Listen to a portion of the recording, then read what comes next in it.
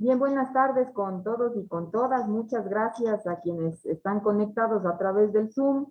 Nosotros estamos desde la Sala de Filosofía de la Universidad de la SUAY con nuestro invitado del día de hoy, el doctor Aldo Campo desde Chile, quien ha aceptado la invitación de poder estar en este conversatorio, sobre todo con los estudiantes del octavo ciclo de la carrera de Educación Básica. Contaste, Aldo, que en el sílabo se plantea la necesidad de que los estudiantes puedan tener una comprensión distinta de la educación inclusiva, sobre todo desde esta perspectiva de derechos, que es lo que hoy en día es necesario, pero también desde lo que muchas veces conversamos, que se está haciendo a través de CELEI, y es esta necesidad de poder ir cambiando miradas que están bastante restrictivas o que se fundamentan en la mayoría de los casos en la deficiencia, en el estudiante con necesidad educativa especial, en la discapacidad, más bien para que dentro de esos procesos formativos en los que están tanto los estudiantes, hoy están estudiantes de educación inicial y educación inicial, puedan comprender que el desafío va mucho más allá y que necesitamos ir cambiando estas miradas si queremos que nuestras prácticas docentes cambien. Entonces, justo les comentábamos que como nos vamos a organizar es, primero vamos a escucharle unos 30 minutos a Aldo, él nos va a comentar algunos aspectos importantes que necesitamos tener en cuenta cuando hablamos de educación inclusiva. ¿A qué nos referimos cuando se hace referencia a la educación inclusiva?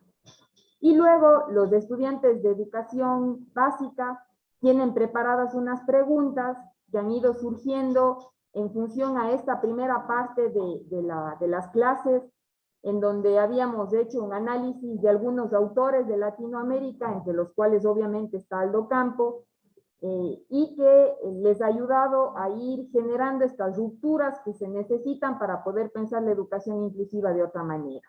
Así que, Aldo, muchas gracias por ser parte de este espacio, por haber aceptado la invitación y estamos atentos a escucharte lo que puedas compartir con nosotros. Bienvenido.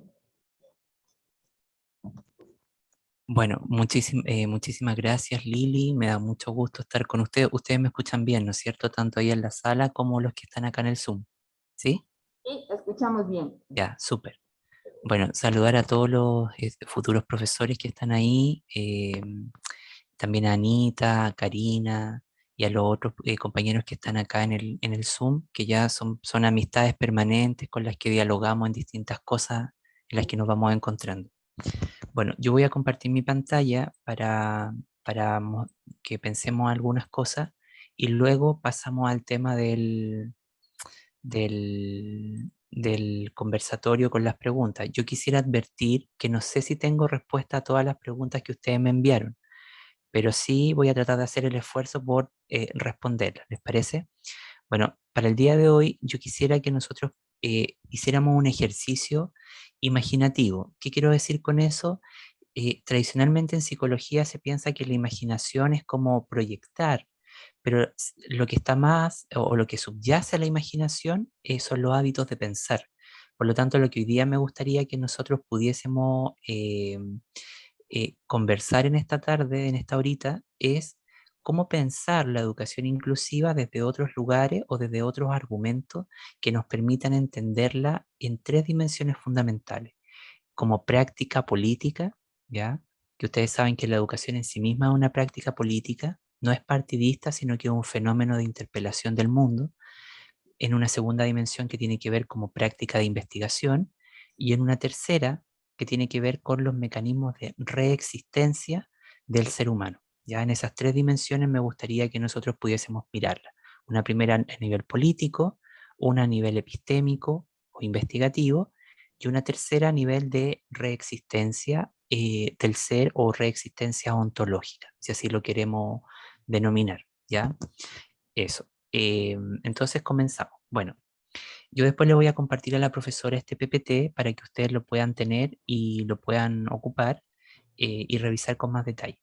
Bueno, lo primero que quisiera decir y establecer muy claramente que cuando hablamos de educación inclusiva no hablamos necesariamente de educación especial. Ojo ahí, no es necesariamente hablar de educación especial. ¿ya? Si bien este debate tiene una larga historia en las prácticas de investigación sobre inclusión, poco se ha podido desplazar o mover esa idea de entender que cuando hablamos de educación inclusiva no hacemos referencia exclusiva a la educación especial, ¿ya? Eso lo quiero dejar muy claro porque son dos cosas diferentes. Y si pudiéramos decir qué es más grande, evidentemente es más grande la educación inclusiva y la educación especial sería una dimensión dentro de la educación inclusiva. Por eso el ejercicio que yo quiero hacer con ustedes es entender esto que llamamos educación inclusiva y su relación con la otredad, pero por fuera y más allá de la educación especial, ¿ya? Y aquí yo quisiera advertir que si bien la educación especial es una forma de inclusión, la educación inclusiva no es una forma de lo especial, es más bien un complejo dispositivo de transformación de todas las dimensiones o estructuras del mundo. Y aquí nosotros debiésemos entender algo importante, que si la inclusión se va a consolidar como un proyecto político, ¿ya? Digo político de redefinición de la ciudadanía, de redefinición de las estructuras sociales, debe o enfrenta el desafío de aprender a comprender cómo funcionan las reglas institucionales de la sociedad, es decir, aquellas reglas que producen estructuras económicas, políticas y culturales que producen poblaciones excedentes o aumentan los niveles de opresión o dominación, ¿sí? Esas mismas reglas institucionales de funcionamiento de la sociedad se van a convertir en las reglas de funcionamiento del sistema educativo. Por lo tanto, si no hay una comprensión de las reglas de funcionamiento institucional de la sociedad, que son las que producen todas estas patologías sociales crónicas, difícilmente las reglas de funcionamiento del sistema escolar van a poder plantearse en otra lógica, que es lo que la inclusión un poco busca, ¿no? Entonces, desde allí, yo quisiera advertir que además no es conveniente erradicar la educación especial como lo plantean algunos teóricos e investigadores, sino que hay que hacer un proceso de resignificación de este campo. Y eso es lo que yo quisiera un poco conversar con ustedes.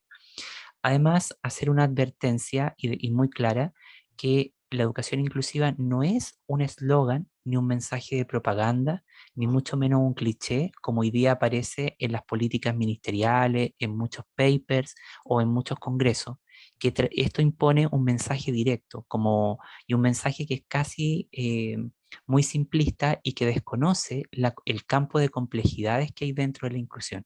Y cuando hablamos de la inclusión, no hablamos de luchar exclusivamente para aquellos que están en los márgenes, justamente ahora sean parte de lo que han sido excluidos, sino que hay una cuestión mucho más profunda de cómo repensar esas estructuras culturales, sociales y educativas que están profundamente reguladas por el colonialismo, por el imperialismo y por patrones de poder que están referidos a través de distintas formas de violencia, freno al autodesarrollo o sistemas de desigualdades. Por eso que yo quisiera que puedan quedarse con esta idea de esta lámina, que la inclusión es mucho más compleja que decir que todos somos iguales o que todos somos diferentes. Es mucho más compleja que esa. Y su complejidad habita en su dimensión estructural. Es decir, cuando hablamos de inclusión, hablamos de un fenómeno eminentemente estructural y no un fenómeno eminentemente pedagógico. ¿Sí? Es pedagógico porque las reglas de funcionamiento institucional de la sociedad son las que trazan el funcionamiento del sistema educativo en su conjunto. Por eso sería importante que ustedes como futuros educadores pudieran entender que la inclusión no es una práctica de asimilación. Todo lo que hoy día tenemos mayoritariamente, dado en el mundo oficial, por las políticas públicas, las ordenanzas ministeriales y gran parte del trabajo que hacen las escuelas, genera esta práctica de asimilación. ¿Y cuál es el problema de esto? Que las prácticas de asimilación solamente se fundan en abrir las puertas de la escuela y en dejar que más estudiantes ingresen, pero sin transformar lo que se llama la gramática escolar, el funcionamiento institucional, pedagógico, espacial de la escuela, ¿sí? Y estas prácticas de asimilación van a ser responsables justamente de incorporar a lo mismo que produce exclusión a muchos más grupos que históricamente han sido relegados de estos espacios. El problema de las prácticas de asimilación es que se fundan o entienden la diversidad como un ideal de asimilación. Eso quiere decir que entienden que lo diverso son justamente los otros, llamados, por ejemplo, por las identidades sexuales no normativas, llamados, por ejemplo, los indígenas, llamados los construidos al margen de la historia, eh, eh, eh, las personas con discapacidad, etcétera. Un amplio conglomerado ontológico. Pero el problema es, si el sujeto es múltiple, ¿son solamente esos los sujetos que están relegados o que están con situaciones diferenciales de exclusión en el sistema educativo? Y la respuesta sería que no.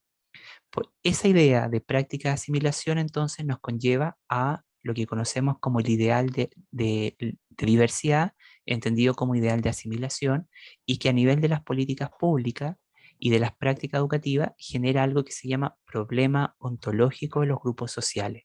Es decir, esta concepción donde la diferencia se convierte en un atributo negativo y se subordina a la identidad de la persona, ¿no?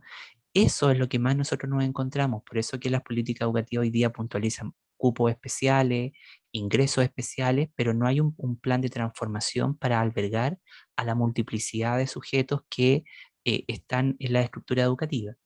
Por eso que implicaría entonces asumir que la inclusión es un profundo dispositivo de transformación del mundo y un proyecto político que justamente va a redefinir las bases del contractualismo social, ¿sí? Y ahí obviamente es una tensión estructural de funcionamiento de la sociedad en su conjunto. Por eso, y aquí está un poco más explicado lo que yo estaba diciendo, la inclusión no intenta hacer que la máquina funcione de manera más eficaz con aquellos que antes estaban excluidos de la máquina, sino que se propone articular procesos que trabajen en contra de mecanismos retóricamente complacientes que conducen a un perverso efecto de asimilación cuando entienden la diversidad como el ideal de asimilación. Paréntesis. Esta ecuación fortalece el problema ontológico de los grupos sociales, operación en la que la diferencia se convierte en un atributo negativo y especular del ser, agudizando formas y condiciones de daño cognitivo y ausencia de reciprocidad. Esa reciprocidad puede ser jurídica, existencial, escolar. Lo que busca la inclusión en la que yo me intereso y estoy comprometido es derribar las estructuras de asimilación inclusiva. Cuando las estructuras sociales y educativas mantienen intactas sus estructuras de opresión y dominación, trabaja en contra de lo que Spivak denomina sistema de legitimación por reversión. Esto quiere decir que se asumen ciertas ideas que provienen de otros lados, pero que enredan más el fenómeno y no nos permiten acceder a la pregunta por qué es realmente la educación inclusiva. ¿Sí? Entonces, esto de acá que yo estoy diciendo es parte de lo medular que estábamos conversando con lo que hoy día hay. Lo que hoy día más tenemos en el sistema educativo mundial son estructuras de asimilación inclusiva, que dejan intacta la estructura gobernadas por la opresión, la dominación, las violencias estructurales, las desigualdades, etcétera, la discriminación silenciada, y buscan aglutinar más personas dentro de lo mismo, pero con poco impacto de transformación en la vida subjetiva de las personas. En ese sentido, nosotros debiésemos entender la inclusión como algo que busca movilizar otras formas de aprender, es decir, de interpretar el aprendizaje, de entender la escuela, la infancia, la evaluación, la diferencia y la singularidad. En términos epistemológicos, lo que esta lámina nos está mostrando es esa idea de movilizar la frontera, ¿no? De ir y expandir nuestra mente. Ahí podríamos ocupar la idea de deformar nuestra mente para producir otro tipo de hábitos de pensamiento. Yo quisiera advertir algo. Cuando yo era profesor en pregrado y me tocaba dar clases de inclusión en futuros profes, me pasaba, siempre los programas de estudio puntualizaban en que uno tenía que enseñar muchas leyes, decretos que están oficializados en el sistema educativo. El problema es que eso se vuelve parasitario en cierta medida cuando nosotros no hemos hecho un cambio profundo de conciencia. La inclusión solo va a existir si hay un cambio profundo de conciencia. Podemos tener muchas leyes, pero si no hay cambio de conciencia, esas leyes no sirven de nada. Y el mejor ejemplo de esto que estoy diciendo, del cambio de conciencia, es lo que pasa con los femicidios, por ejemplo, ¿no? Entonces, en la medida que nosotros no tengamos un cambio profundo de conciencia, que cambiemos nuestros desempeños epistemológicos, nuestras formas de pensar, La inclusión siempre va a seguir estando travestida, confundida, enredada o equívocamente entendida con el legado de la educación especial. Y ahí me gustaría recuperar una idea importante, que hablar de educación inclusiva o hablar de educación en términos generales, ¿no? Porque la inclusión tiene esa categoría, esa posibilidad de solamente actualizar la educación, de recuperar atributos que fueron cooptados, negados por las estructuras del capitalismo hegemónico. Entonces, en este sentido, lo que nosotros podríamos ver es que la inclusión necesita, para encontrar realmente lo que es producir otros hábitos de pensamiento o otros desempeños epistemológicos, ¿sí? Eso yo quisiera dejarlo muy claro y me gustaría que lo anoten, que para comprender la naturaleza epistémica de la inclusión necesitamos producir un cambio profundo en la conciencia, ¿sí? Y esto nos va a llevar a cambiar nuestras formas de pensar, que son desempeños epistemológicos, ¿sí? Bueno, en ese sentido, nosotros podríamos entonces encontrar algunos problemas fundamentales que va a tener la educación inclusiva, ¿ya? Por supuesto, este texto de los problemas fundamentales yo no lo he podido publicar por falta de tiempo, pero lo voy a comentar acá. La educación inclusiva tiene varios problemas, ¿ya? Vamos a los medulares ahora. Tiene varios problemas. El primer problema que tiene, desde cómo yo la entiendo o la miro, desde lo que he venido investigando hace mucho tiempo, es que su primer problema tiene un problema en lo ontológico. Y aquí me gustaría que ustedes vayan anotando estos 4 problemas para que entiendan lo que viene en el resto de la presentación, ¿ya? Lo primero tiene un problema a nivel ontológico, ¿vale? Luego tiene un segundo problema que está referido a lo epistemológico. Entonces ya dijimos que había un primer problema en lo ontológico y un segundo problema en lo epistemológico, ¿no es verdad? Bueno, luego aparece un tercer problema que está referido a lo metodológico y y un cuarto problema que es morfológico. Entonces hemos dicho un problema ontológico, epistemológico, metodológico y morfológico. ¿Qué tienen que ver? ¿Qué son estas cosas? Eh, lo primero que vamos a decir es que el primer problema, lo ontológico, ¿ya? Lo ontológico siempre está relacionado a la comprensión del ser y de la realidad, ¿sí? Entonces, siempre que hablemos de ontología, hablamos de qué tipo de ser, qué concepción de ser humano y de realidad asume este enfoque, ¿ya? Es la pregunta por el ser, pero que en este caso nos lleva a algo más profundo, la pregunta por, ojo con lo que voy a decir, múltiples modos de existencia. Ojo con eso, con múltiples modos de existencia. ¿Vale? Y eso además nos lleva al segundo problema, que es el problema epistemológico. Y la epistemología no es otra cosa que la forma en que nosotros pensamos sobre un determinado fenómeno. La epistemología es la forma en la que se construye el conocimiento y todos los campos de estudio tienen una naturaleza, algo que yo llamo un índice de singularidad, una forma particular de construir su conocimiento, y eso es lo que hace que tengan una identidad científica, una identidad, así como la tenemos nosotros. Todos nosotros tenemos nuestra propia naturaleza humana y nuestra propia identidad, ¿sí? Alguien puede decir, bueno, tal alguna de las señoritas que está en la sala puede decir, bueno, yo soy mujer, pero además soy indígena, soy madre, tiene una especificidad que le es propia a pesar de que tiene categorías que son transversales a muchos sujetos. Bueno, pero a grandes rasgos la epistemología siempre nos habla acerca de las formas en las que se construye el conocimiento y que en el caso de lo inclusivo, va a desbordar todas las formas tradicionales de construcción del conocimiento heredadas por la epistemología normativa. Y esto quiere decir que va a trazar, este es un campo súper complejo como vamos a ver a continuación, y por lo tanto va a tener una naturaleza epistemológica post-disciplinar. Anoten eso, post-disciplinar. ¿Qué quiere decir eso?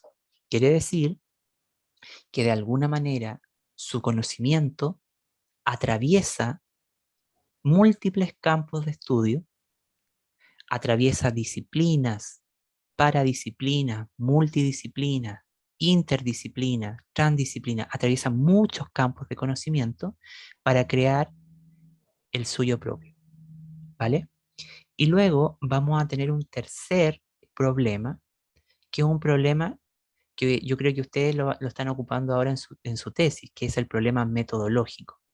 Y lo metodológico no es solo cómo investigamos, sino también es cómo nosotros pensamos y formamos a las personas a partir de un determinado método. Por lo tanto, aquí clarificar el método de la educación inclusiva va a ser crucial porque va a tener impacto no solamente en cómo pensamos el mundo, sino también cómo formamos a los profesores a nivel de pre y posgrado y de formación continua, pero ante todo, cómo estructuramos la didáctica y el desarrollo de la escuela en torno a este enfoque, ¿sí? Para beneficiar a las múltiples singularidades, a las múltiples niños y niñas que están en la sala de clase. Y un último problema se llama morfológico. La morfología lingüística, ¿con qué tiene que ver? A ver qué me podrían responder. ¿Con qué está relacionado lo morfológico? ¿Con qué está asociada esa palabra? A ver qué me podrían contar. ¿Con qué estaría asociado en lo morfológico?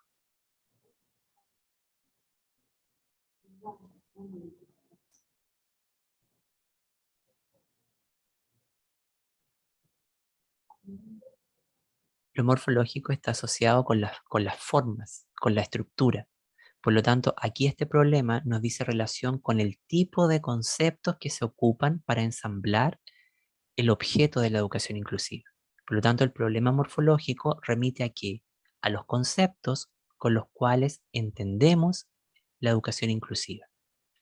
Y recordar que los conceptos, a diferencia de las palabras, nos ayudan a pensar analíticamente. Es decir, nos ayudan a entender fenómenos y a pensar a través de esos fenómenos. ¿Sí? Y por ejemplo, los conceptos cuando son mal empleados distorsionan el objeto. Y aquí en el campo, en el actual escenario de la educación inclusiva, hay una tergiversación muy grande de conceptos que están enredando mucho más la comprensión de lo que sería lo inclusivo, ¿sí? Y también están asesinando la educación especial, porque al tiempo que se habla mucho de inclusión, se cuestiona la educación especial, pero siempre atrapada en ese mismo lugar. Y yo quisiera decir otra cosa, y que me gustaría también que lo anoten, que la educación especial no es un ascendiente directo de lo inclusivo, no es un primo hermano de lo inclusivo, no es un ascendiente directo de esta, ¿sí? De alguna manera, las categorías de especial e inclusivo son hipónimas. Eso en lingüística quiere decir que un concepto alberga al otro. Entonces, son hipónimas. Uno alberga al otro, pero a su vez son interdependientes, pero no son de la misma naturaleza. No son primo hermano ni son ascendientes directos. ¿Vale? Bueno, eso nos va a llevar al primer problema, queridos compañeros. Lo primero que vamos entonces a mostrar es el problema ontológico. ¿Con qué estaba relacionado el problema ontológico?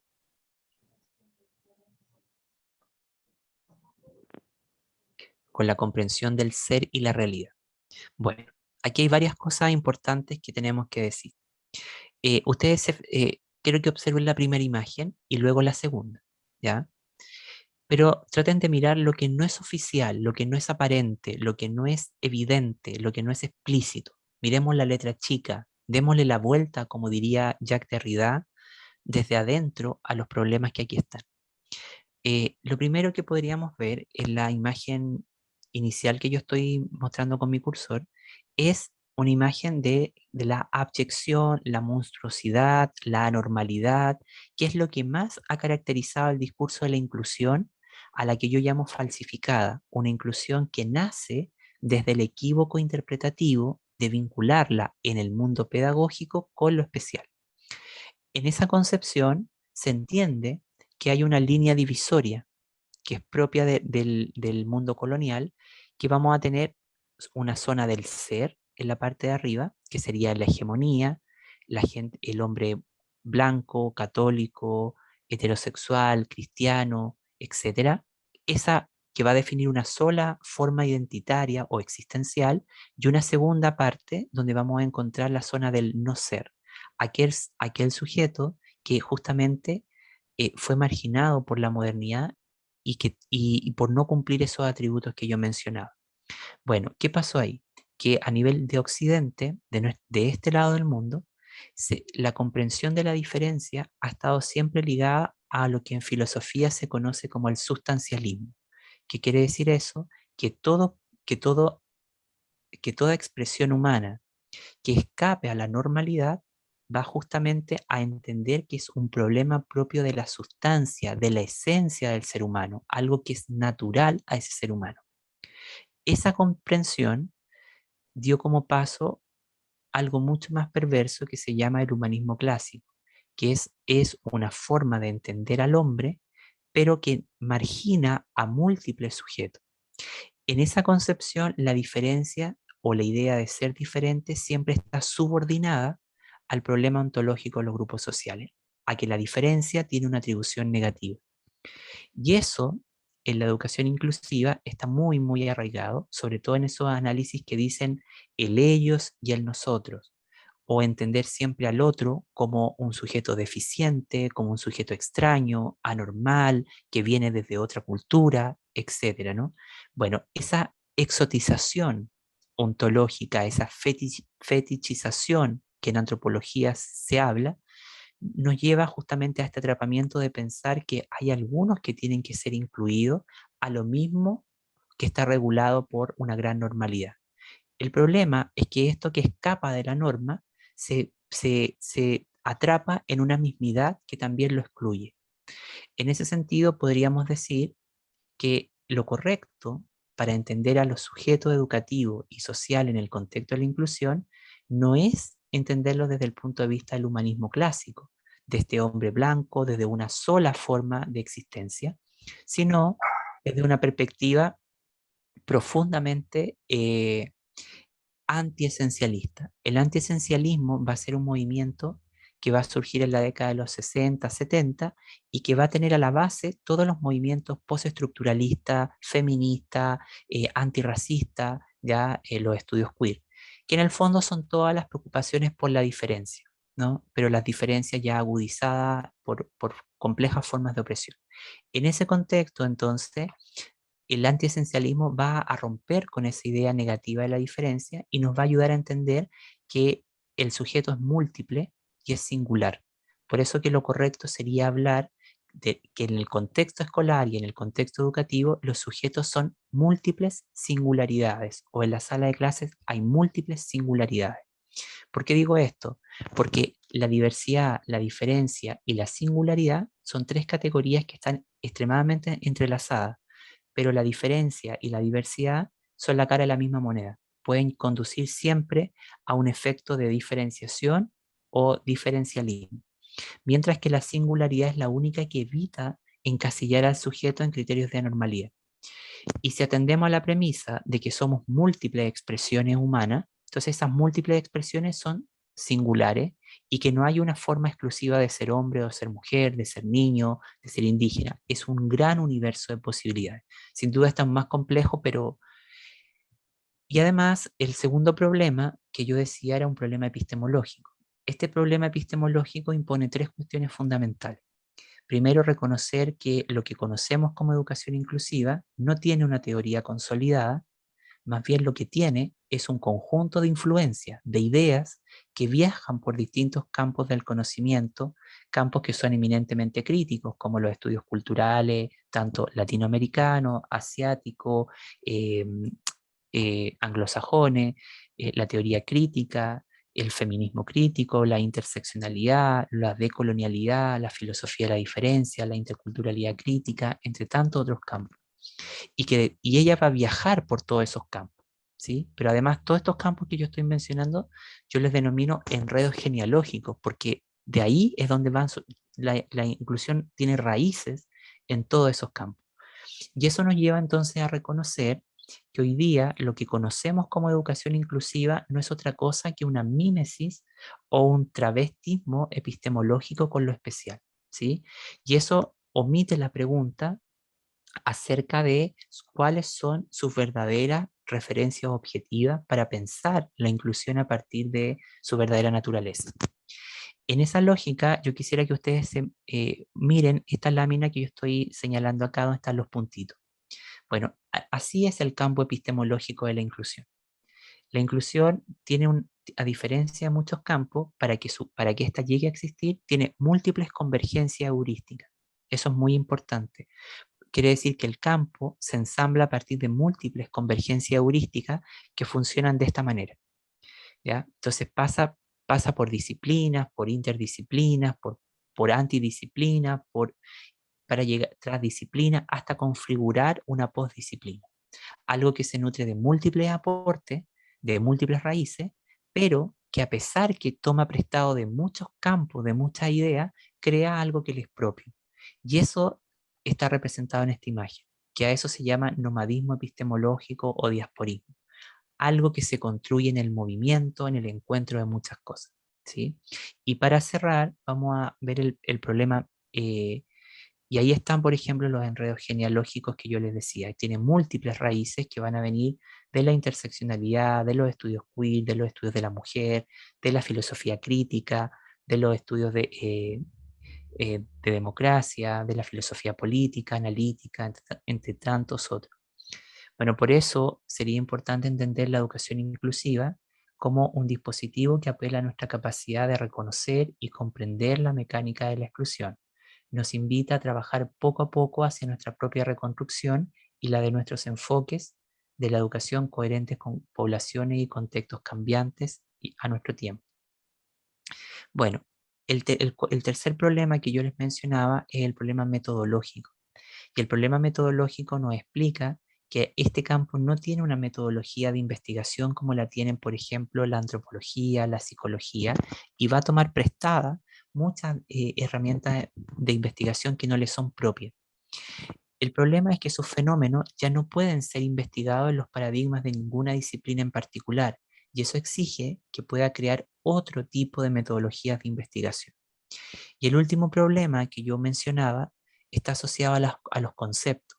Por ejemplo, los conceptos de adaptación curricular, DUA, necesidades educativas especiales, no tienen nada que ver con la inclusión. Son conceptos propios de la educación especial.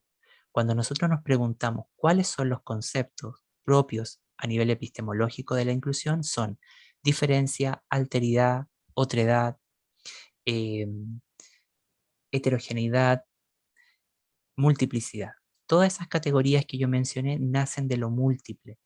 Por lo tanto, hoy día podríamos decir que los conceptos con los cuales entendemos lo inclusivo, de alguna manera están mirando en la dirección equívoca y nos están abriendo hacia la comprensión de la multiplicidad del ser, pero sobre todo hacia esta idea de pensar el contexto educativo en otra clave, ¿no? De alguna manera darle la vuelta a todos los problemas educativos que tenemos. Bueno, yo con eso quisiera cerrar para que podamos ver la ronda de las preguntas. Muchísimas gracias.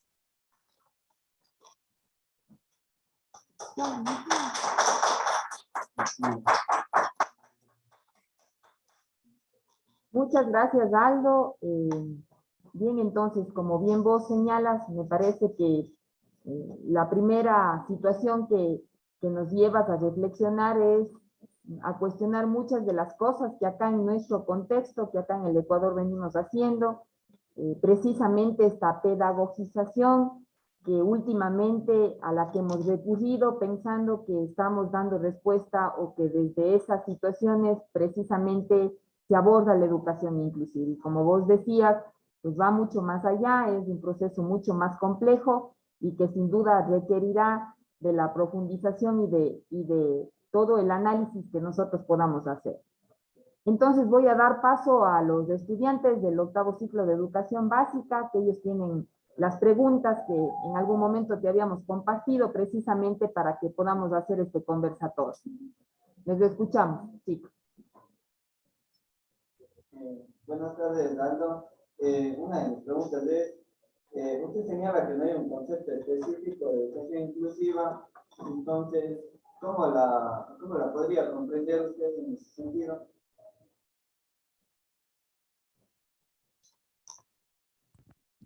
Yo no sé si tengo un concepto específico. Yo he trabajado sobre un problema analítico que es develar qué pasaba con esto a nivel epistemológico, ¿ya?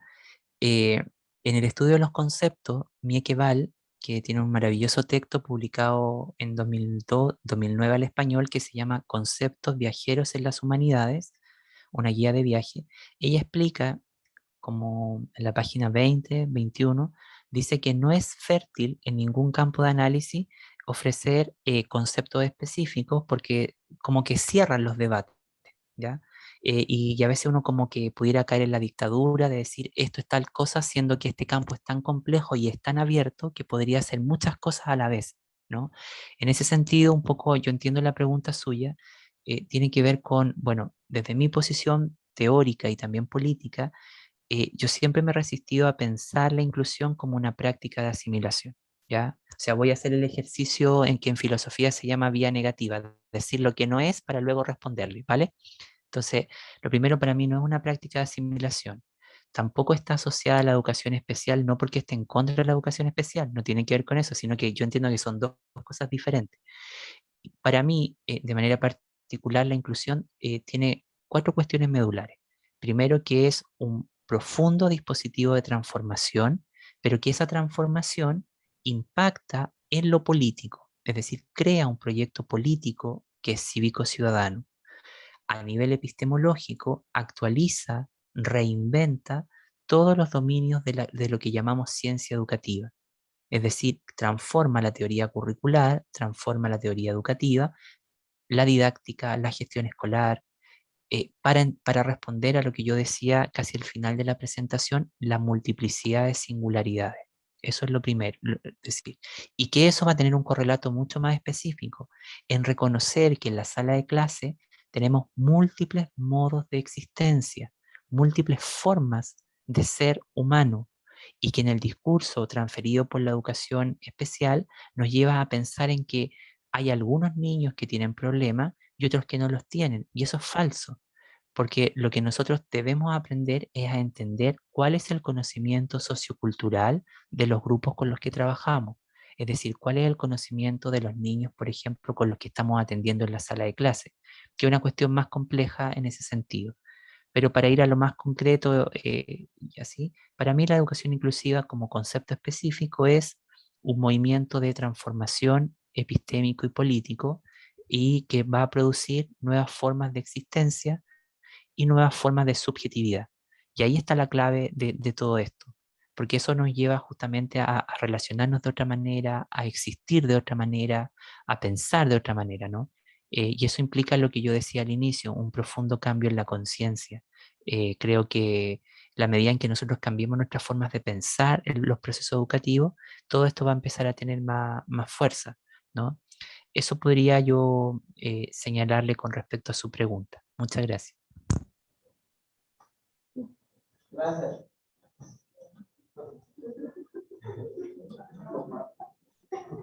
Buenas tardes, Aldo. Mi pregunta es, ¿a qué se refiere cuando señala el valor colectivo va a ser mayor que el distributivo en las escuelas?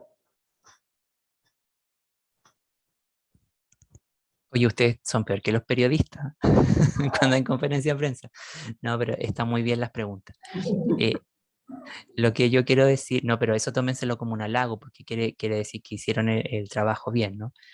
Lo primero que yo quiero decir con esa afirmación es que en la teoría política del mundo occidental se funda en tres grandes pensadores que yo creo que ustedes han escuchado o han leído, que es Marx, eh, Althusser, Weber, ¿ya? Y Durkheim, que son como esos grandes pensadores. Y que esos pensadores lo que hacen, Marx, Weber, eh, Durkheim y Althusser, es justamente promover una visión de los derechos que es universal, es decir, lo que hoy día tenemos en todos nuestros países. El derecho a la educación es homogéneo para todas las personas y las escuelas hacen lo mismo en el mismo tiempo y en el mismo espacio, lo que se llama el cronosistema. ¿Ya? El cronosistema es un tiempo único en el que todos nosotros estamos regulados y hacemos lo mismo al mismo tiempo, en el mismo espacio. Y esa es la escuela. La organizamos por bloques temáticos, por uso horario, donde todos los chicos hacen relativamente lo mismo. El problema es que cuando pensamos los derechos y pensamos y asumimos que hay múltiples formas existenciales en la escuela, porque la escuela es un espacio de confluencia de múltiples sujetos, ¿ya? De múltiples trayectorias, de múltiples culturas, no es un espacio homogéneo como se piensa, eso nos hace pensar eh, entonces en decir que la concepción del derecho debiese pasar de los todos colectivos a los todos distributivos o redistributivos. ¿Qué quiere decir eso? Que los todos colectivos es la política de universalidad modernista, donde se asegura un piso básico y homogéneo para garantizar mínimos, mínimos, mínimos, que sean mínimos para toda la población por igual, pero esa forma de derecho, a pesar de que todos vayan a la escuela, no beneficia en el mayor de los casos a las reales necesidades de todos los estudiantes. Esa idea, Lazarato la va a llamar los todos colectivos, mientras que la idea de los todos distributivos implica pensar, primero, que el espacio escolar y social está consolidado con múltiples grupos culturales y por ende múltiples formas existenciales. Entonces la pregunta sería, ¿cómo el derecho a la educación podría beneficiar a múltiples grupos existenciales? Es allí donde, donde tendríamos que pensar entonces asegurar un piso básico, transversal y homogéneo, con unos mínimos para todo, que es lo que hoy día tenemos, pero ahora bajar el derecho a lo que cada comunidad necesita. Es decir, ¿qué necesitaría, por ejemplo, la gente de Loja, de Cuenca, de Vilcabamba, etcétera, de todas esas localidades? Porque a pesar que todas son del Ecuador, tienen rasgos culturales, existenciales, intereses que son totalmente diferentes y formas de pensar que son desconocidas a lo que hacemos en la escuela tradicional. Ese tránsito de los todos redistributivos implica pensar el derecho a la educación desde una perspectiva de complejidad. ¿Cómo bajamos el derecho a la educación acorde a cada una de las comunidades? Sin duda, esto, por ejemplo, si hubiera un político acá, nos va a decir que es difícil, pero solamente es voluntad política y eso implica otra ingeniería social, sobre todo el bien común. ¿Sí? Pero ahí el tránsito es salir del universal y pasar a responder a las necesidades singulares de cada grupo o colectividad. ¿Sí? Tiene que ver un poco con eso, con bajar el derecho a la educación de acuerdo al tipo de manifestación ontológica, política, que conforma nuestra escuela. A pesar de que todos los niños se vean homogéneos, tienen necesidades que van a ser exclusivas de esa comunidad educativa y no de otra, ¿no? Tiene que ver un poco con eso, pero es una cuestión más compleja que va a intervenir en las reglas del contractualismo social. Eso podría aportar. Gracias. Bueno, buenas tardes con todos. Buenas tardes, Aldo. La pregunta que yo preparé para usted es, con grupos heterogéneos en las aulas y sin modelos de atención, ¿cómo nosotros podemos atender a las necesidades de todos los estudiantes? Sí. Bueno, yo nunca, a ver, hay que diferenciar una cosa acá. En la comprensión tradicional de la educación inclusiva se habla de modelos para la atención a la diversidad, pero ahí hay una obstrucción ontológica en esa comprensión, que la diversidad se convierte en ciertos grupos raros o marginados que no están en la escuela, ¿ya? Y el problema es que tenemos que pensar que todos los niños, indiferentemente de sus situaciones existenciales que lo hacen único, sus identidades sexuales, sus condiciones familiares, culturales, religiosas, eh, mentales, afectivas, van a conformar formas totalmente diferentes unos de otros. Eso es la expresión de la heterogeneidad, que el espacio escolar es heterogéneo en sí mismo.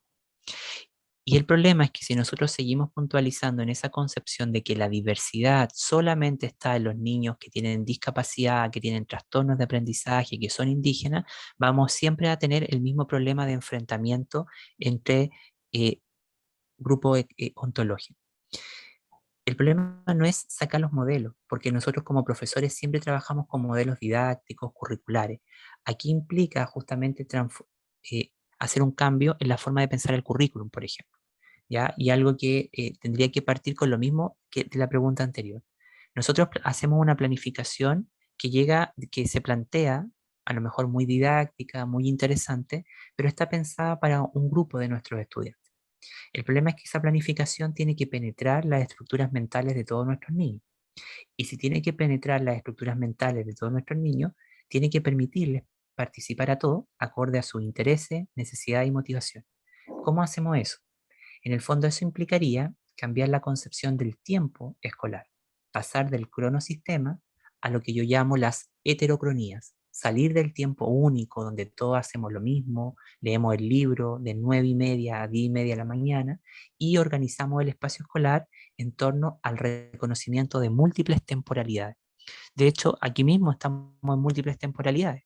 Eso quiere decir que yo puedo tener, podemos estudiar, todos estamos hablando de educación inclusiva, pero nuestros intereses sobre la educación inclusiva, nuestras formas de vincularnos con ella son totalmente diferentes. Eso va a hacer que nosotros, por ejemplo, podamos diseñar una gran consigna escolar, pero bajarla de acuerdo a las necesidades de nuestros estudiantes. Sin duda eso es más trabajo, pero implicaría también, por otro lado, respetar esos ritmos, esos intereses y esa forma de expresión cognitiva que nosotros vemos permanentemente en las salas de clase, ¿no? Entonces, por ejemplo, más concreto, si estamos enseñando música, hoy día la clase sería sobre composición musical. Esa es la planificación homogénea. Luego yo puedo tener 3 o 4 actividades donde los estudiantes pueden elegir cómo se van a apropiar de eso, en función de su tiempo, de sus intereses y de sus necesidades. Entonces ahí bajamos, tenemos el piso de lo colectivo y luego de lo redistributivo de la bajada que podría tener. No, nunca hay que confundir pensar la educación inclusiva para la multiplicidad erradicando modelos, sino lo que tenemos que erradicar son las formas de pensar dicotómicas, binaristas, los binarismos estructurales, ontológicos, que nos llevan a pensar que hay supuestos niños incluidos y otros que están excluidos. Porque la inclusión no funciona así, la inclusión funciona como una malla, como una red. Entonces esa red es multinivel, es como una montaña rusa, para que ustedes se hagan una idea, ¿no? Nada se resuelve con estar dentro. Y ahí habría una pregunta más poderosa en términos existenciales. ¿Qué pasa con nuestro mundo mental cuando somos incluidos? ¿Qué pasa en la construcción del ser, de la subjetividad? ¿Realmente se mejora o se construye una identidad fragmentaria, más precaria? Son múltiples cosas las que se cruzan en esta comprensión. Eso le podría aportar. Muchas gracias.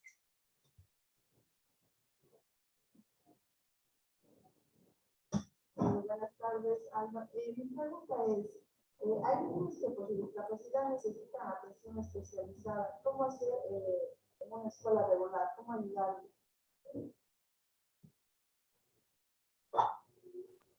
¿Me podrían repetir, por favor? Porque escuché como, para poder responder bien, por favor.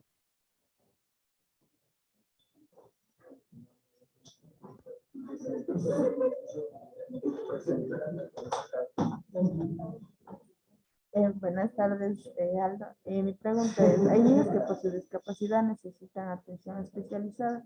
¿Cómo hacer en una escuela regular con esos niños?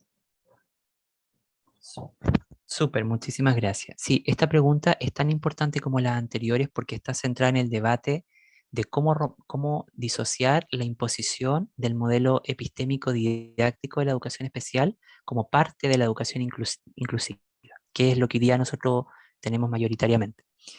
Yo quisiera decir que esa pregunta se responde desde mi posición, primero reconociendo que la educación inclusiva necesita la educación especial, pero que no son lo mismo. Ojo con eso. La necesita, ¿por qué?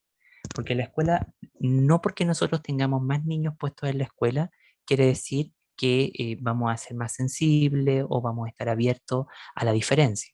La investigación demuestra que mucha de la identidad que nosotros tenemos se construye a través de la valía social, es decir, de aquello que nosotros recibimos como comentarios sobre lo que la gente piensa, las expectativas que tiene sobre nosotros. Hay una construcción social en torno a eso. Y en ese sentido, eh, la, lo primero que tenemos que reconocer es que la discapacidad, eh, como hay que desdiscapacitar la discapacidad. Eso es la clave de eso. ¿Qué quiero decir con eso? Sacarle la discapacidad a la propia discapacidad. Eso es el efecto de desdiscapacitar la discapacidad. Porque en el fondo siempre como que la volvemos más restrictiva dentro del contexto escolar y a veces hacemos una serie de acciones que no son benéficas, pero reconociendo de que la escuela especial también necesita seguir existiendo, pero justamente transformarla acorde a algunas de las cuestiones que hemos estado conversando acá. Para que la pregunta de usted tenga sentido en el contexto de una escuela regular, primero hay que cambiar el lenguaje y cambiar nuestras formas de, nuestros hábitos de pensamiento. Es decir, ¿cómo entiendo al otro? Si lo entiendo desde la vereda, desde el esencialismo, del humanismo clásico, donde el otro es un sujeto deficiente, patológico, o entiendo a ese sujeto desde su campo de potencialidad. ¿Ya? Ahí yo creo que está la clave. Y lo segundo también es que esa presencia en la sala de clase nos va a dar pistas de cómo poder, por ejemplo, eh, crear nuevas formas de relacionamiento entre los compañeros. Esa es una de las cosas importantes de cómo se produce esa interacción social, afectiva y existencial en la escuela. Creería que primero, bueno, en términos más pedagógicos, el proyecto educativo debiese declarar en su misión y visión la cuestión de la inclusión, ¿ya? Luego bajarla en la gestión académica y en las planificaciones curriculares, tener una impronta donde se piense la enseñanza eh, a partir de canales de participación de todos los estudiantes, ¿sí? Eh, Creería que por ahí va eso, pero sobre todo eso está atrapado mucho en cómo entiendo el tema y me relaciono con la propia discapacidad. Si voy a partir desde la vereda de la compensación, desde la cosa filantrópica, no vamos a llegar a un buen puerto, porque las personas no necesitan lástima, las personas necesitan empoderamiento, las personas necesitan abrir su destino social. Y eso es lo que a veces la escuela ni siquiera hace con nosotros mismos. Y ese es el llamamiento que yo quisiera hacer. El destino social es el conjunto de herramientas que la escuela le otorga a las personas para que ellos puedan participar de la vida ciudadana, ¿sí? Si eso es fuerte, obviamente nuestra participación va a ser mucho más poderosa. Pero si es flaquito, como esta rama que aparecen ahí atrás mío, va a ser mucho más débil el destino social y se van a agudizar las opresiones, las exclusiones, las segregaciones de distinto tipo, ¿no? Y recordar que el fenómeno de la inclusión es material y es subjetivo. Es decir, en la medida en que yo participo de la escuela, también algo pasa en mí a nivel mental y emocional. Sí, eso podría aportar. Gracias.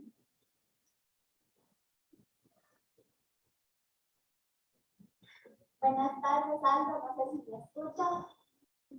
Ya. Mi pregunta es, si el diagnóstico médico permite saber cuál es la condición de los niños, ¿por qué no sería válido adoptarlo en el modelo inclusivo?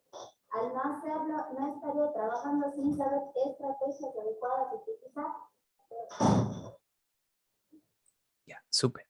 Bueno, esa está muy relacionada con la pregunta anterior. Nosotros no, el problema no es el diagnóstico, el problema es lo que nosotros pensamos y hacemos con el diagnóstico. Por ejemplo, cuando nosotros pensamos que ocupamos un diagnóstico y lo convertimos en un diagnóstico social de las posibilidades de las personas, es que vienen estos problemas. Si los diagnósticos nosotros los convertimos en explicaciones sociales que van a delimitar el campo de posibilidad de ciertos sujetos, es que esto es problemático, ¿ya? Por supuesto, nosotros los educadores siempre trabajamos con diagnóstico, hacemos una prueba diagnóstica, estamos monitoreando aprendizajes permanentemente. El problema es que hay una esquizofrenia en el mundo educativo por el otro y por los diagnósticos. El problema es que no se sabe qué hacer con eso y pareciera que a veces se pierde mucho tiempo en la escuela diagnosticando, diagnosticando y diagnosticando, pero nunca realmente comprendemos quién es ese sujeto. Y por eso yo decía, tenemos que aprender a entender el conocimiento sociocultural de nuestros niños.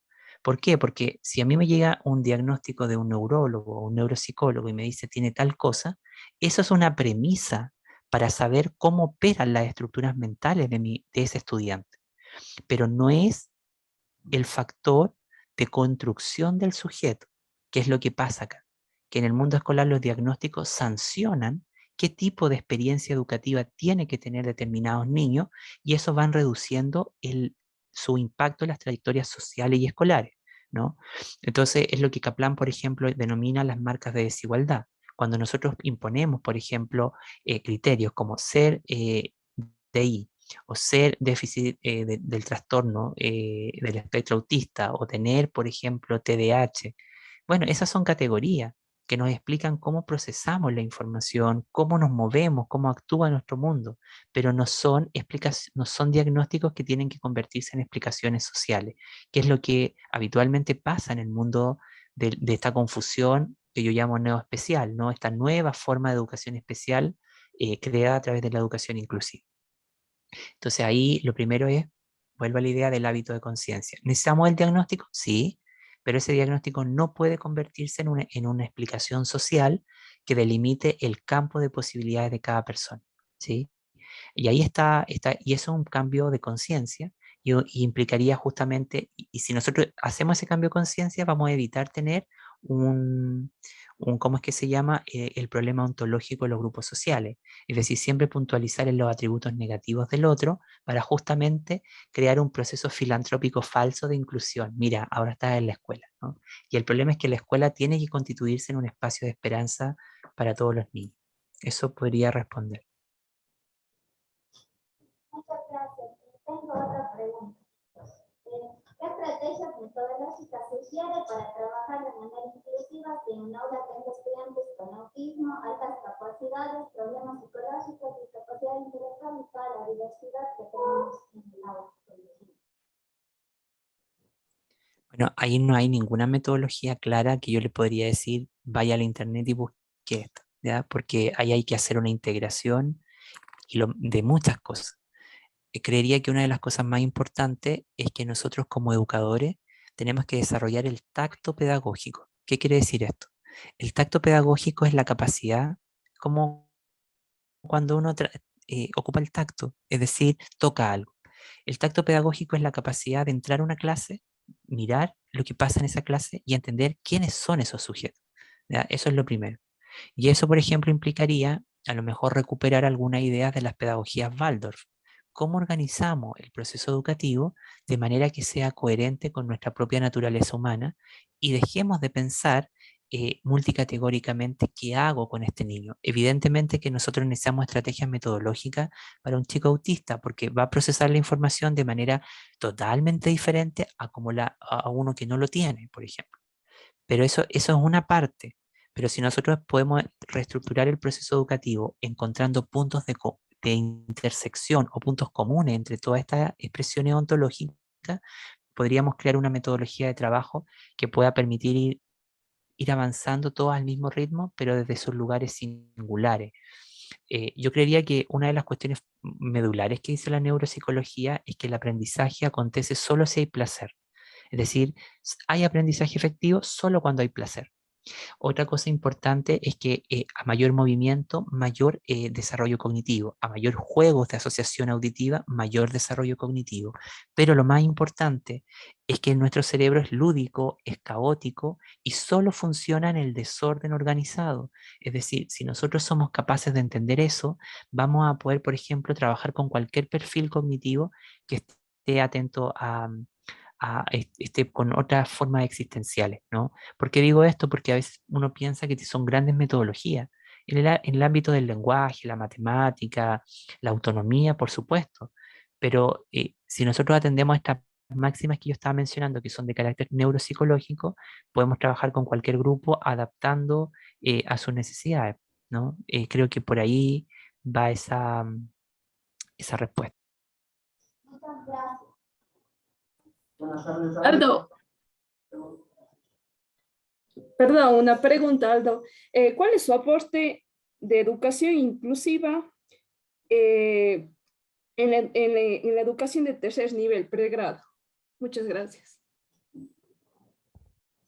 Yo no sé si tengo un aporte, pero pero sí, yo me he dedicado a investigar hace muchos años sobre el tema de la educación superior inclusiva, ¿ya? Pero pensando más allá de la educación especial, porque pareciera que hoy día la educación superior inclusiva es como una nueva educación especial puesta en ese nivel. Y es más que eso, implica pensar las condiciones institucionales, los planes estratégicos de la universidad, los mecanismos de ingreso, participación y egreso efectivo, la formación práctica, el desarrollo de los posgrados, las prácticas de investigación. Y eso, más que pensar la educación superior en clave de inclusión, se tiene que pensar en clave de justicia educativa. ¿Cómo nosotros asegurar condiciones materiales y subjetivas que permitan responder a las múltiples demandas de nuestros estudiantes? Y eso tiene un nudo crítico, que el nudo crítico está justamente en que lo que hoy día significamos como educación superior inclusiva es una práctica de asimilación inclusiva nada más. son grupos pero no son ciertos grupos que estuvieron históricamente marginados, pero no, que no han logrado, por ejemplo, pensar recomponer el espacio escolar, pedagógico, cultural, ¿no es verdad? Y ahí, por ejemplo, la universidad tendría que desarrollar un análisis interseccional para dar cuenta cuáles son las principales variables de desigualdad, opresión, dominación, violencias estructurales que afectan a las trayectorias de todos los estudiantes que llegan, ¿no? Y lo más importante, entender que es la vicerrectoría académica la que va a bajar el ideal de inclusión a todos los departamentos. Porque lo que más pasa es que hay políticas afirmativas, es decir, que la universidad dice que es inclusiva, pero adentro la gente hace cualquier cosa. Y la realidad, lo que buscamos es que haya un cambio institucional, un cambio estratégico situacional que nos permita responder a las demandas de los múltiples colectivos que ahí están. Y eso implica pensar el espacio universitario como un espacio político, ¿sí? Eso podría responder a grandes rasgos. Hola, buenas tardes. Mi pregunta es, ¿cuál es su opinión sobre la adaptación curricular? Ay, la pregunta que me hacen, esa pregunta. Bueno, lo primero que podría decir es que, a ver, todo en la pedagogía siempre apunta al bien. Todo en la pedagogía siempre apunta a la mejora y al beneficio de nuestros niños. El problema es que cuando las cosas no cumplen ese propósito o fracasan es porque no las hemos entendido correctamente. El problema no es la adaptación curricular, el problema es que la adaptación curricular busca trabajar sobre cuestiones puntuales. Lenguaje, matemática, de acuerdo a una experiencia individual de un sujeto. El problema es que estando en el contexto escolar, nosotros, la adaptación curricular a veces se vuelve restrictiva y no logra beneficiar completamente al sujeto, ni tampoco lo logra beneficiar completamente sus condiciones de participación con todos los estudiantes. Yo creería que la adaptación curricular ayuda en un primer momento a determinar necesidades de cada estudiante, los tipos de contenido, hacernos la pregunta por cómo hacemos accesible un determinado contenido, pero eso quedaría ahí. Luego nosotros tenemos que pensar una experiencia educativa en la que beneficie la clase, transite o albergue todas las estructuras mentales que están puestas en la sala de clase. Y ahí, por ejemplo, el diseño 4MAT, 4MAT, que lo pueden googlear, nos da pista de cómo, por ejemplo, nos dice, no hagamos adaptaciones curriculares, hagámoslas, pero complementémoslas con este modelo y luego complementemos la clase y sus momentos con el DUA.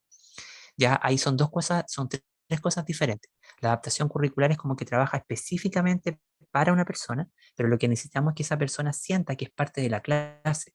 Y ahí es que necesitamos que todo esto trabaje en toda la clase, haga transitar a los estudiantes por sus múltiples estructuras mentales. Mi opinión es esa, es que la necesitamos en un momento diagnóstico inicial, pero si queremos garantizar espacios de coexistencia, de participación, vamos a necesitar justamente eh, transitar y pensar mecanismos de accesibilidad cognitiva para que beneficien y saquen lo mejor de nuestros estudiantes. Y a veces la adaptación curricular no tiene, a mi juicio, ese... Y además que también hoy día con la comprensión de la neurodiversidad necesitamos responder a esas múltiples grabados neuronales que son únicos en cada uno de nosotros.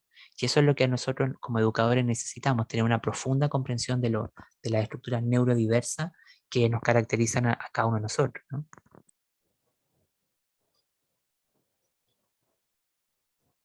Buenas tardes, Aldo. Mi pregunta es, en la educación inclusiva, ¿cuál es el rol docente?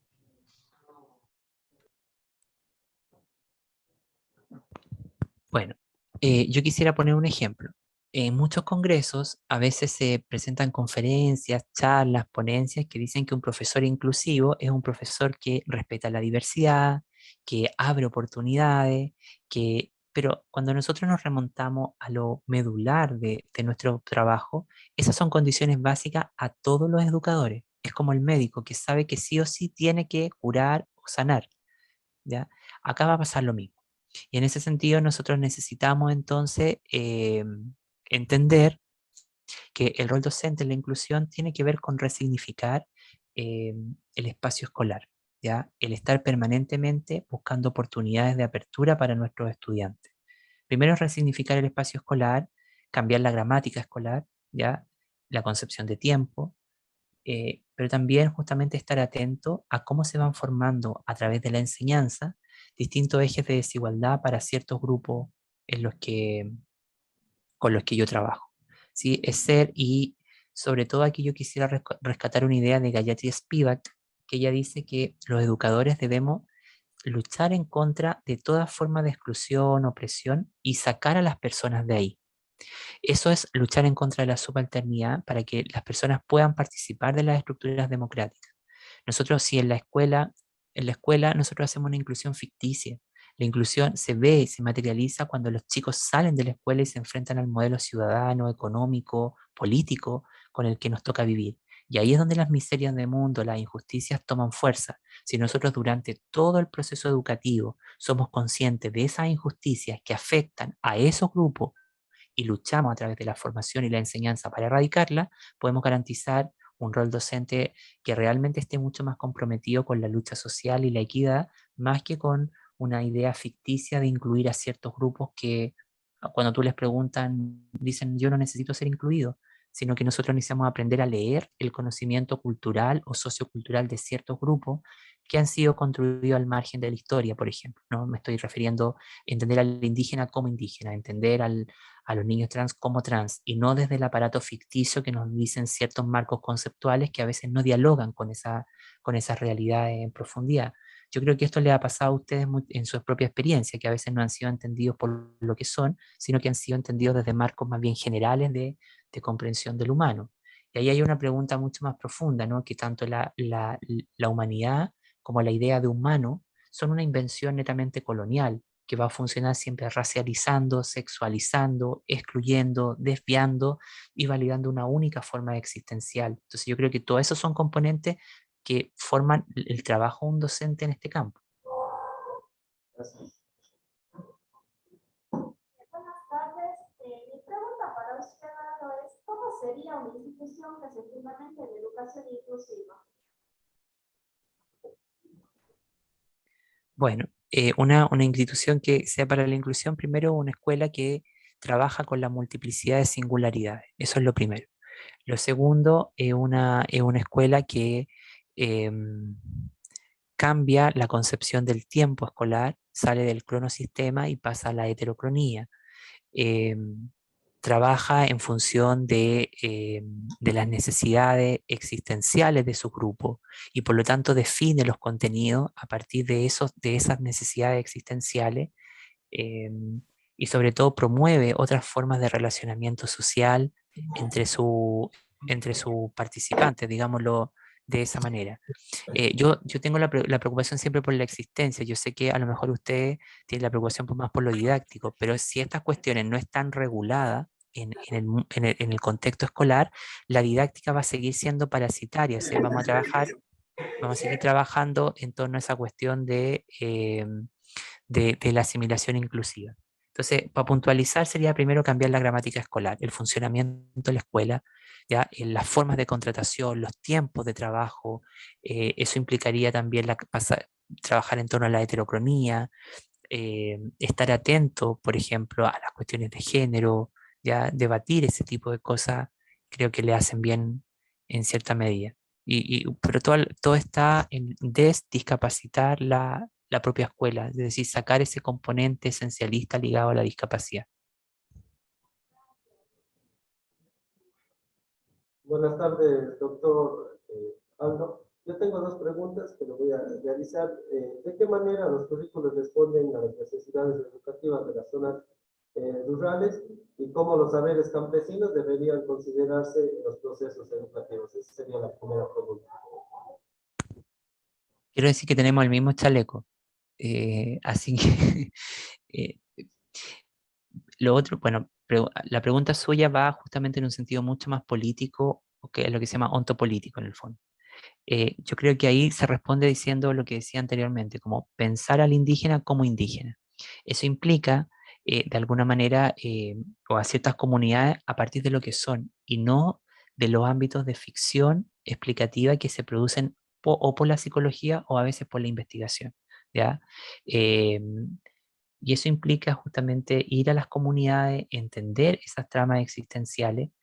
eh, creo que por ahí va, ¿ya? Y ¿me puede repetir la otra parte de su pregunta, por favor? La otra parte es cómo los saberes campesinos deberían considerarse en los procesos educativos. Ya, ahí yo creo que eso es muy difícil. ¿Es difícil en qué sentido? Porque la escuela que nosotros convencionalmente estudiamos, conocemos y nos formamos para trabajar en ella es una escuela que ha marginado ontológicamente los saberes campesinos y indígenas. Son consecuencia del colonialismo, de la racialización, de la sexualización, de las jerarquizaciones ontológicas. ¿Ya? Y la escuela, nos guste o no, incluso la lengua que nosotros manejamos es una lengua imperial colonial, aunque a veces la gente dice que el inglés solamente es imperial, el español hay que recordar que fue parte es el legado que nos dejó el imperio español, ¿no? Entonces, en ese sentido, y recordar que como nosotros, la lengua que nosotros ocupamos es como pensamos el mundo, ¿ya? En ese sentido, por ejemplo, los saberes campesinos va a ser muy difícil, porque lo que tiende a suceder es a producirse una inversión ontológica. ¿Qué quiero decir con esto? Que pareciera, desplazamos del lugar de privilegio a quienes lo han ostentado históricamente y se lo pasamos a quienes han sido excluidos históricamente.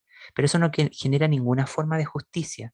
Lo que nosotros tenemos que pensar es justicia ontológica, es decir, cómo beneficiamos existencial, política y materialmente a todas las poblaciones. ¿Por qué digo que va a ser difícil ese tránsito? Porque los saberes campesinos tienen otra lógica de pensar, tienen otra forma de observar, tienen otra forma de sentir que a veces va a chocar con las formas convencionales que están sancionadas en la escuela. Entonces eso implica un cambio en los desempeños epistemológicos y un cambio en los hábitos de imaginación. Si eso puede pasar, no va a haber ningún problema. De lo contrario, se van a insertar, pero van a ser como cuestiones exotizadas, así como ya este saber campesino que viene de aquí, pero no va a tener un real impacto en la vida de las personas. ¿Sí? Creo que esa es la operación. Y ahí, bueno, hay que cambiar las formas de determinación curricular cuando los curriculistas de las políticas públicas hacen estas cosas, ¿no? Los currículos nacionales, creo que por ahí va parte de eso. Gracias. Y la última pregunta sería, ¿cómo se debe trabajar la justicia curricular en las instituciones educativas, sobre todo en la formación de los docentes? Eh, Vuelvo a insistir que no hay una clave homogénea para decir qué es lo correcto. ¿Ya? Si bien puede haber un plan nacional de formación docente, como algunos países lo tienen, que me parece que poco ayuda, creería que la justicia curricular es parte de la justicia global, ¿ya? Y en ese sentido, un programa de estudio siempre tiene que ir de acuerdo a a las demandas epocales que nos toca vivir, ¿ya? Es lo que Stuart Hall denomina desde los estudios culturales trabajar detrás del paradigma. Es decir, ¿qué quiere decir eso? Que cuando nosotros, por ejemplo, planteamos nuevas teorías, esas teorías al principio nadie las toma en cuenta o no las comprende, y en ese momento están respondiendo al fenómeno. Pero pasan 50, 60, 100 años y todo el mundo dice, oh, esta nueva teoría, pero que ya no resuelve la realidad porque el fenómeno cambió.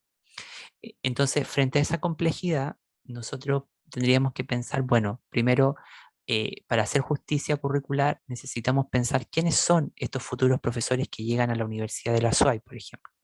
¿Qué variables de desigualdad cruzan su experiencia subjetiva? ¿Qué dilemas éticos enfrentan? Y desde allí poder ir estructurando eso para promover otra forma de pensar los procesos educativos.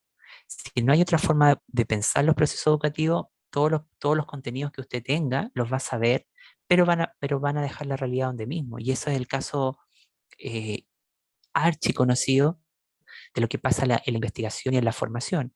Es decir, mucha gente va a la universidad, pero el mundo sigue estando donde está. Entonces, eso demuestra que no hay un cambio en los desempeños epistemológicos y obviamente eso implica reorganizar deseos, tramas existenciales, modos existenciales, formas relacionales, que son a su vez pasionales, no sé, tiene toda esa mayor complejidad. Gracias.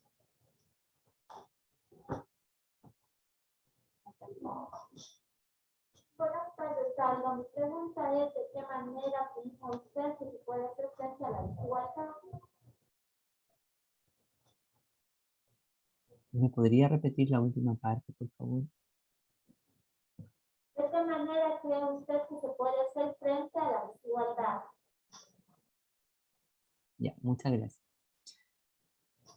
En el actual contexto que nosotros vivimos, el momento actual de la educación es postcrítico. ¿Qué quiere decir un momento postcrítico? Quiere decir que está preocupado del multiculturalismo, de la raza, de los feminismos, de las múltiples desigualdades, de los problemas que el colonialismo dejó en nuestra existencia.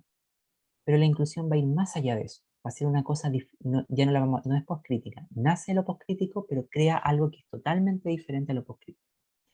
¿Por qué digo esto? Porque a veces pareciera que pensamos o decimos que las desigualdades son como homogéneas, como una gran forma de ser desigual, ¿no? Sin embargo, yo entendería que las desigualdades tenemos que mirarlas, como dice la interseccionalidad, en múltiples niveles de análisis. Un primer nivel sería el impacto material, es decir, qué pasa en la vida, en la realidad, en el mundo financiero, cotidiano, ¿ya? ¿Cómo luchar para garantizar eso? Pero hay otro correlato que es más profundo, que es lo subjetivo, que es lo psicológico, el sentir, las pasiones del ser. ¿Qué pasa en el mundo mental, existencial de la persona? Eso, combinado a esos dos planos, nos llevaría a la creación de un nuevo humanismo. Y ese nuevo humanismo, por ejemplo, tendría que estar consolidado en luchar contra las desigualdades, pero para erradicarlas, no para enunciarlas. Porque lo que hoy día hacemos es decir, hay 45% de niños en riesgo, pero no estamos haciendo nada para erradicar eso. Eso implica que las prácticas de investigación tienen que comprender cómo se producen esas desigualdades y cómo esas desigualdades tienen múltiples rostros, o lo que yo llamo mascaradas, que van a se van a presentar en la realidad de múltiples maneras. Primero hay que aprender a reconocer eso, que además son fenómenos performativos, pero además, por otro lado, creería que desde la enseñanza que uno hace, como planifica sus clases, está el gran poder de reducir esas desigualdades. Cuando entendemos que, independiente de dónde vengan nuestros estudiantes, si nosotros les entrenamos mentalmente para que ellos puedan lograr cosas, eso va a ser lo más exitoso que podamos hacer. Entonces la clave está en hacer justicia a través justamente de lo que enseñamos de las sesiones y garantizar aprendizajes efectivos que lleven a nuestros niños a pensar más allá de lo que habitualmente la escuela exige o el currículum exige. Esto lo digo porque yo a veces trabajando en algunas universidades en Chile de no tan buenas y que llegan estudiantes de sectores mal llamados vulnerables, lo que ahí había que hacer no era mirarlos compensatoriamente, sino que había que mirarlos como un sujeto de posibilidades y entrenarlos mentalmente para pensar en otras cosas. Y eso demuestra lo que un poco le digo, ¿no? Porque ahí hay que superar la neutralización ontológica, ¿no? Como neutralizar al sujeto a partir de dónde viene, de dónde procede. Creo que esas son ideas iniciales y obviamente tiene que haber un compromiso colectivo también de la escuela para erradicar estas desigualdades, ¿no? Y evitar los llamamientos vacíos de la diversidad, que es decir, bueno, existen los gays, las lesbianas, los trans, existen, por ejemplo, los indígenas, los inmigrantes, pero no estamos diciendo nada, ni estamos haciendo nada, sino cambian el funcionamiento cotidiano, en la forma de pensar, pero también en la forma de comprender el funcionamiento de las estructuras sociales y escolares. Creo que ahí está la clave, comprender cómo funcionan esas estructuras escolares que producen ciertas poblaciones en riesgo. Creo que por ahí va eso.